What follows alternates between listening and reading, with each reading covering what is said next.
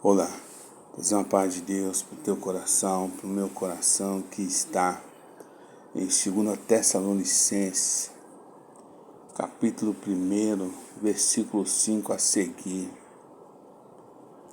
Prova clara do justo juízo de Deus, para que sejais havido por dignos do reino de Deus, pelo qual também padeceis.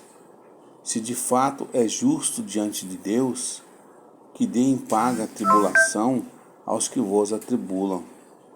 E a vós que sois atribulados, descanso conosco, quando se manifestar o Senhor Jesus desde o céu com os anjos do seu poder. Como labareda de fogo, tomando vingança dos que não conhecem a Deus e dos que não obedecem ao Evangelho do nosso Senhor Jesus Cristo, os quais por castigo padecerão eterna perdição ante a face do Senhor e a glória do seu poder, quando vier para ser glorificado nos seus santos e para fazer admirável naquele dia em todos os que crê, porquanto o nosso testemunho foi crido entre vós. Glórias a Deus. Queridos irmãos, amada igreja, queridos ouvintes e amados seguidores desse canal em Cristo Jesus, os tessalonicenses estavam perseverando na fé em meio a perseguições e aflições, como está no versículo 4. De maneira que nós mesmos nos gloriamos de vós nas igrejas de Deus, por causa da vossa paciência e fé, e em todas as vossas perseguições e aflições que suportais. Aleluia! Sua atitude era uma prova do justo juízo de Deus, significando que ele considerava os tessalonicenses dignos da sua graça e do seu reino pelos quais sofriam.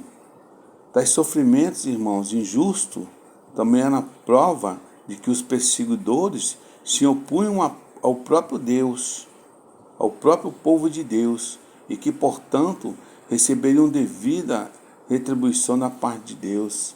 É o que nós lemos do versículo 5 ao 9. Então o versículo 7 diz: E a vós que sois atribulado, descansos conosco.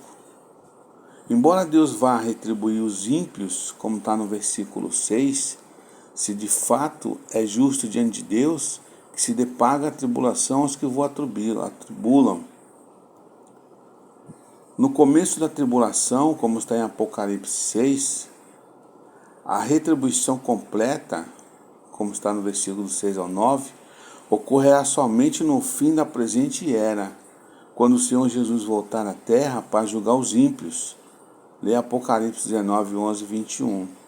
E semelhantemente alívio parcial virá ao povo de Deus quando forem removidos da terra para estarem com ele para sempre, que será o arrebatamento da igreja. Mas o descanso completo, irmãos, ocorrerá somente quando Jesus voltar à terra, como está do versículo 7 ao 10. Versículo 10 diz: Quando vier para ser glorificado nos seus santos e para se fazer admirável naquele dia em todos os que crê. Portanto, o nosso testemunho foi crido em vós. E aí, quando ele voltar à terra com seus santos para julgar o mal e governar a raça humana, como está em Apocalipse 6, do 9 ao 11, e Apocalipse 19, 14 e 15.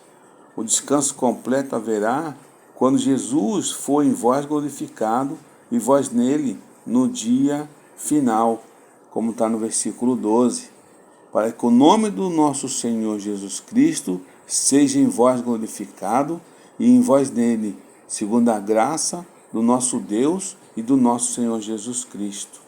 Essa é a vitória total, quando a justiça reinar, o pecado for derrotado e os fiéis seguidores de Cristo forem vindicados. Glórias a Deus. O versículo 9 diz sobre a eterna perdição. Os quais por castigo padecerão a eterna perdição ante a face do Senhor e a glória do seu poder. Essa declaração mais clara nas epístolas de Paulo, no tocante de castigos dos ímpios, está lá em Mateus 10, versículo 28, quando se fala sobre o inferno, irmão. Então, quando o Senhor vier para ser glorificado, como diz o versículo 10, ele não trata do momento em que os crentes serão arrebatados para encontrar-se com Cristo, como está em João 14, 2, 3 e 1 Tessalonicenses 4, 17. Fala assim da revelação de Jesus Cristo em poder e grande glória para destruir o presente sistema mundial e inaugurar o seu reino milenar na terra. Oh, glórias a Deus! Tudo é questão de fé, que você crê que o Senhor irá voltar, irmão. Sem fé, você não vai agradar ao Senhor. Apocalipse 20, versículo 4 diz: E vi tronos e assentaram sobre eles aqueles a quem foi dado o poder de julgar, e vi almas daqueles que foram degonados pelo testemunho de Jesus e pela palavra de Deus, e que não adoraram a besta, e nem a sua imagem, e não receberam sinal na testa e nem na mão, e viveram e reinaram com Cristo durante 1000 anos. Glórias a Deus. Esse reino de Cristo por 1000 anos é às vezes chamado milênio, termo de origem latina que significa 1000 anos.